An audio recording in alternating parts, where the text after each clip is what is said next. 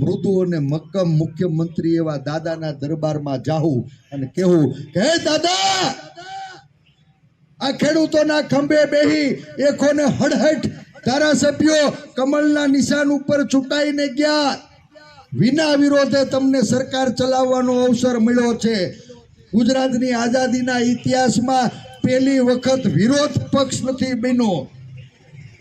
અમે કોંગ્રેસ વાળા તો હવે આંગળીના વેઢે ગણાય એટલા વિધાસ, વેઢે ગણાય એટલા.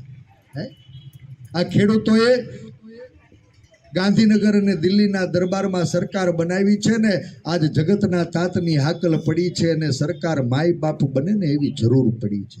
અમારા ખેડૂતોના દેવા માફ કરો એવી આપણે ગામે ગામ મુહિમ ચલાવવાની છે. 18,000 ગામડાની અંદર સરપંચો ગ્રામસભા બોલાવે અને ગ્રામસભાની અંદર ગામમાં ખેડૂતોને થયેલા નુકસાનનો આંકડો રજૂ કરાવે. ગામમાં ખેડૂતોને પૂછી અને એના માથે કેટલું પાક ધિરાણનું દેવું છે એ દેવાનો આંકડો લાવે અને આખું ગામ હારે મળી ગ્રામસભામાં ઠરાવ કરી અને ખેડૂતોના સંપૂર્ણ દેવા માફ કરવાની માગણી સરકાર સુધી પહોંચાડાવે.